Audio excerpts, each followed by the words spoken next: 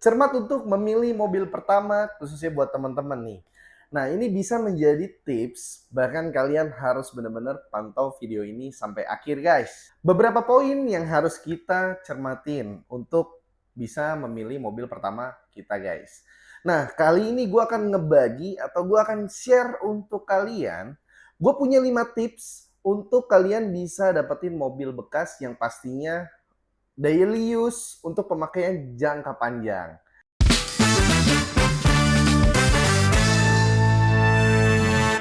Untuk tips yang pertama, kalian harus menentukan budget kalian, guys.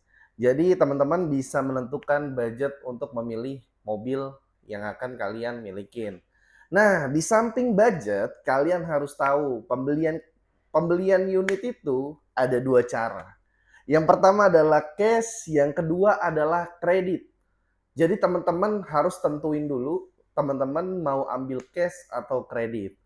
Nah, untuk tips yang kedua, kalian harus menentukan mobil apa yang kalian pilih. Nah, teman-teman nih kalau mau pilih mobil, kan mobil ada banyak jenisnya. Ada hatchback, ada SUV, ada MPV, low atau high MPV. Teman-teman harus benar-benar bisa pastiin itu. Setelah teman-teman sudah menentukan mobilnya yang akan jadi harapan keluarga, yang akan jadi harapan teman-teman untuk teman-teman milikin. Nah, kalian nih bisa langsung tentuin di mana kalian beli. Pastinya kalau kita mau beli unit, bener nggak sih? Yang pertama harus benar-benar bisa terpercaya. Terpercaya di sisi lain bisa menjadi kepercayaan untuk teman-teman untuk ambil unitnya dari segi kualitas, dari segi harga. Jadi untuk ngambil mobil itu cuma dua, teman-teman. Yang pertama adalah kualitasnya bagaimana, yang kedua itu harganya seperti apa. Pastikan kita nggak mau dapat harga yang mahal. Kita tentunya mau dapat harga yang benar-benar murah. Nah, biasanya untuk yang ketiga ini banyak banget pastinya teman-teman juga lakuin ya. Karena kita harus benar-benar cek kondisi unitnya. Seperti yang tadi gue bilang dari tips yang kedua, kondisi unit itu penting banget. Jadi teman-teman menggelontorkan sejumlah dana gitu ya untuk mendapatkan unit, apalagi ini unit pertama kali. Pastinya kondisi unit teman-teman dapetin benar-benar udah siap pakai. Ya, itu ketiga tips yang akan gue berikan ke teman-teman. Gue janji akan berikan 5 tips. Nah, 2 tips ini biar ini menjadi penyampaian gue ya. Ketika teman-teman udah pilih unit, mungkin secara garis besar, ini untuk poin keempat ya, ini gue akan merekomendasikan unit yang benar-benar teman-teman itu bisa pilih, guys. Gitu ya. Jadi, mobil pertama itu biasanya orang riskan atau bingung untuk pilihnya tuh, aduh gue pusing banget nih. Gue pusing banget untuk pilih mobil, kayak apa yang harus gue milikin. Contoh kecil ya, gue beli mobil hatchback, gue mau Agya, ternyata ada Ayla yang lebih murah. Gue mau beli Brio, ternyata ada Mazda 2, kan gitu ya. Nah, kali ini gue akan share ke teman-teman untuk poin yang keempat, gimana kita benar-benar harus pilih mobil, gitu ya. Nah, untuk pilih mobil itu, ketika teman-teman contoh nih, mobil hatchback yang akan gue rekomendasiin, mobil pertama adalah Brio. Teman-teman tahu ya, Brio itu udah bener-bener marak banget di pasaran, udah bener-bener banyak banget yang pakai. Dari segmen anak muda sampai ibu-ibu yang mau arisan aja, itu ada yang pakai Brio, ya. Jadi mobil Brio ini bisa jadi rekomendasi yang pertama kalau kalau teman-teman cari mobil hatchback. Dan yang kedua adalah mobil yang tentunya teman-teman bisa dapatkan untuk tahun muda, ya. Untuk tahun muda itu dengan budget yang signifikan, nggak sampai 160 juta teman-teman tuh udah bisa dapetin. Yaitu Ignis. Ignis GX ya.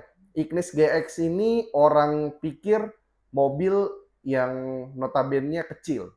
Ternyata interiornya itu lega, teman-teman. Kalau teman-teman cari mobil hatchback yang oke, yang compact, yang bisa dibawa untuk keluarga juga, five seater Ignis jadi rekomen juga. teman-teman ngegelontorkan dana, ya kurang lebih 160 juta udah dapat tahun 2022 gitu. Dengan standar yang benar-benar oke banget, secara tahun juga bisa dapat tahun muda, teman-teman bisa dapetin Ignis GX ini. Nah, Ignis ini dia modelnya transmisinya itu ada yang manual sama Matic ya. Tapi Matic-nya Ignis ini berbeda teman-teman. Teman-teman bisa dapetin benefit yang bisa ngerasain transmisi manual tapi Matic. Itu AGS, Auto Gear Shift. Dia pakai Auto Gear Shift. Jadi untuk perawatannya itu juga lebih mudah seperti itu. Dan yang ketiga, mobil yang akan rekomendasiin ke teman-teman ini adalah mobil Agya.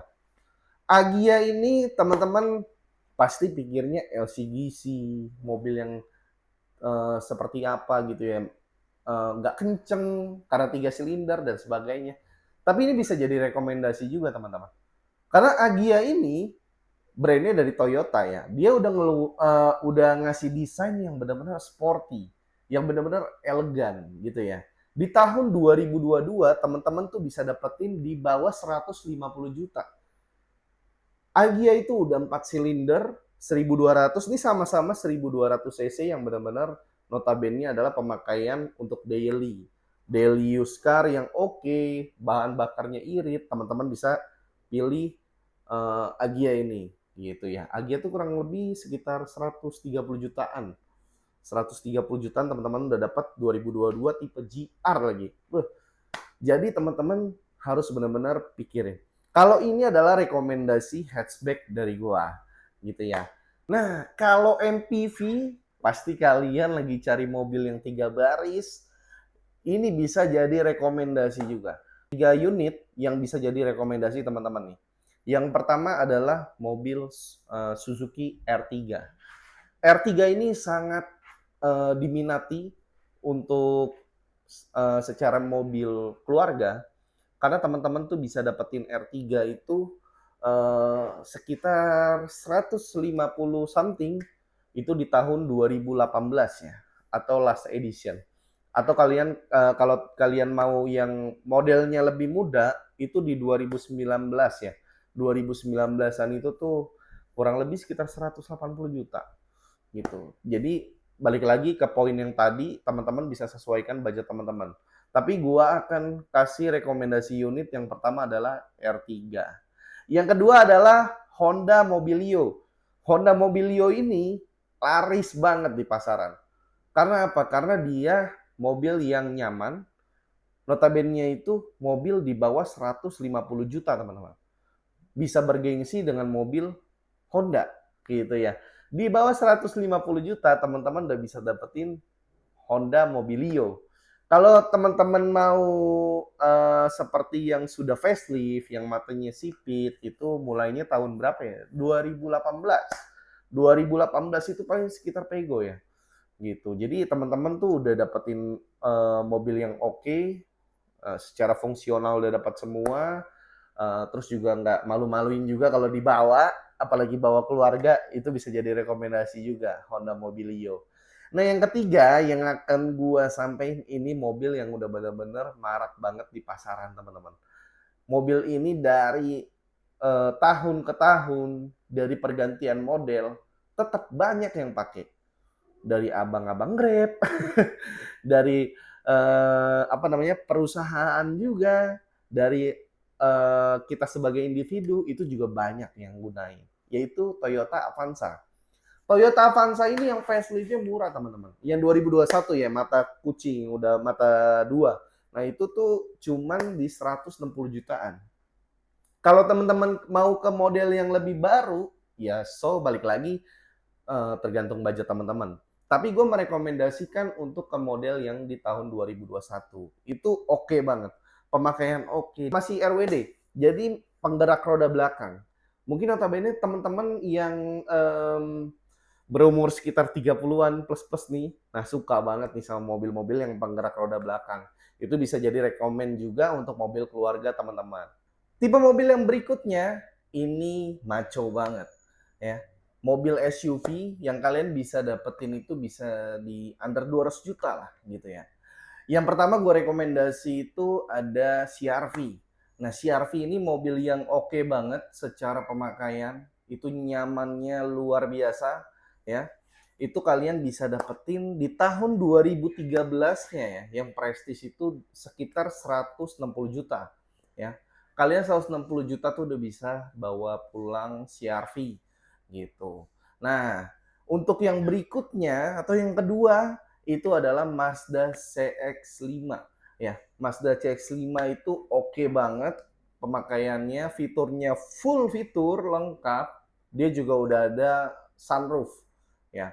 Audionya juga Bose. Kalian itu bisa dapetin kurang lebih sekitar 205 juta ya. Kalau kalian bisa nego mungkin bisa lah sekitar 200 juta kalian bisa bawa pulang CX-5 gitu atau CX-5. CX-5 itu oke banget, guys. Jadi mobil yang dahulunya itu secara pemakaian itu banyak banget orang pakai di kalangan tertentu gitu kan.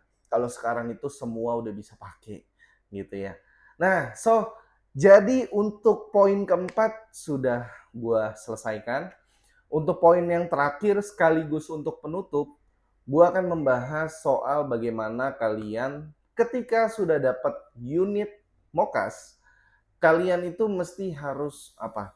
Nah, mobil bekas ini guys, ketika kalian sudah beli, kalian harus benar-benar perhatiin untuk engine-nya gitu ya. Untuk engine-nya bagaimana? Kalau semuanya overall udah oke, kalian harus lihat olinya.